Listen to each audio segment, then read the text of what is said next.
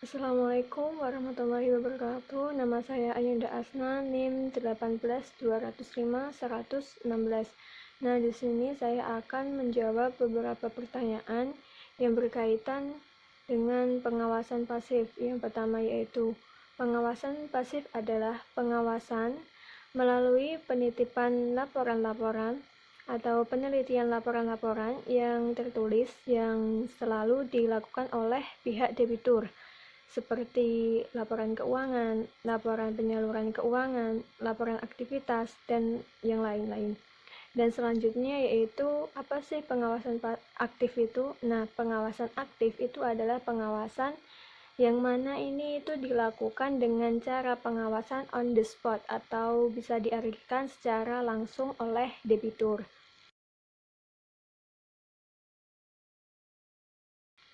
Downgrade risk atau yang biasanya disebut dengan risiko penurunan pada rating, ini itu terdapat kegagalan dalam memenuhi kewajiban oleh nasabah atau pihak lain yang sesuai dengan syariat-syariat yang telah disepakati sebelumnya. Nah, dan di mana pengumuman ini itu seseorang analis itu yang dapat menurunkan mereka tentang keinginan perusahaan sebagai investasi. Hal ini itu dapat dilakukan atau dapat berlaku untuk hak utang atau kredit atau ekuitas.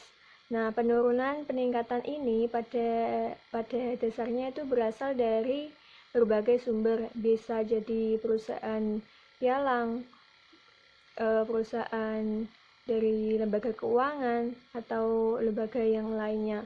Nah, penurunan ekuitas ini dapat terjadi karena beberapa alasan, tetapi bisa berpusat pada industri atau juga pada teknologi, pada perubahan manajemen yang menurut saya akan bisa menghambat pada kinerja yang ada di perusahaan tersebut untuk bisa mempengaruhi kinerja di masa depan. Nah, faktor-faktor ini itu menciptakan berubah fundamental dalam pandangan saya itu berdampak pada keinginan kita di masa depan nanti. Dampak dari downgrade ini sendiri itu bisa menyebabnya berkurangnya aktivitas perdagangan atau menurunnya likuiditas serta turunnya kinerja karyawan di perusahaan tersebut. Bagaimana sih cara minimalisirnya? Nah, cara minimalisirnya itu dengan cara membangun lingkungan risiko yang tepat serta menjalankan kebijakan prosedur yang sehat dan berusaha menstabilkan kondisi di perusahaan, bank, atau perusahaan yang lainnya tersebut.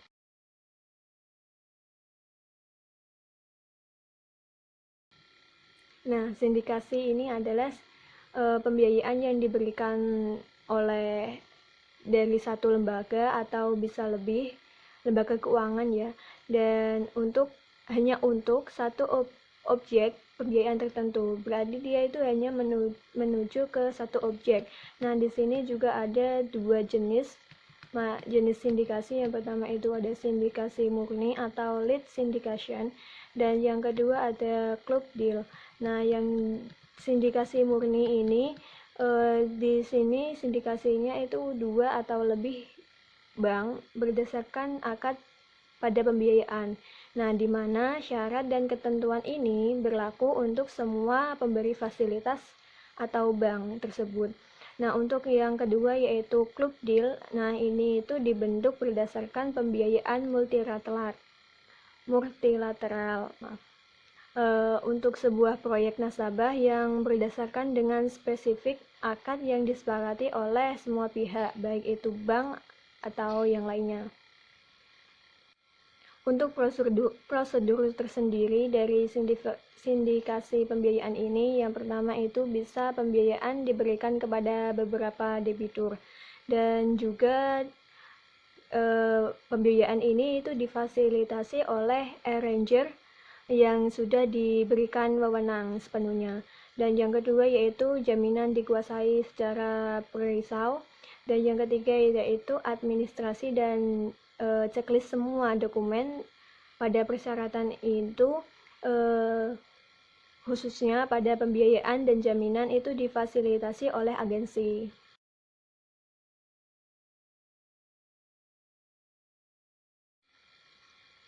Kewenangan Basarnas ini sendiri itu yang pertama bisa menyelesaikan secara adil dan cepat pada sengketa muamalah atau sengketa yang bersangkutan yang timbul dalam perdagangan, keuangan, industri, jasa, dan lain-lain yang menurut hukum dan peraturan perundang-undangan itu dikuasai sepenuhnya oleh pihak yang bersengketa dan pihak yang sepakat secara tertulis untuk menyerahkan penyelesaiannya kepada Basarnas sesuai dengan prosedur yang sudah ditentukan oleh Basarnas itu sendiri.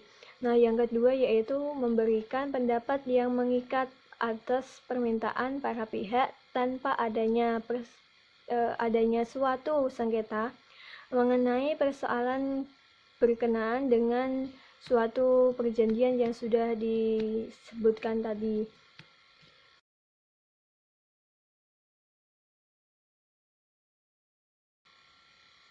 Nah, untuk yang terakhir, pertanyaan terakhir itu yaitu persaingan pembiayaan sangat ketat dengan hadirnya pembiayaan online, baik syariah maupun konvensional.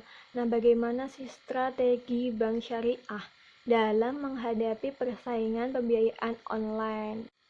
Nah, strateginya yaitu yang pertama, menyiapkan sumber daya manusia dalam kuantitas dan kualitas tentunya yang sangat memadai. Yang kedua yaitu mendorong inovasi produk-produk yang dikeluarkan oleh bank syariah yang sangat kreatif dan efisien tentunya.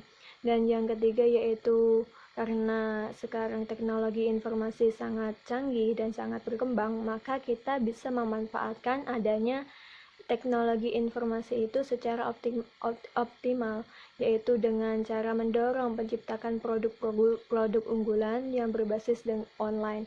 Dan yang terakhir yaitu digitalisasi layanan perbankan syariah.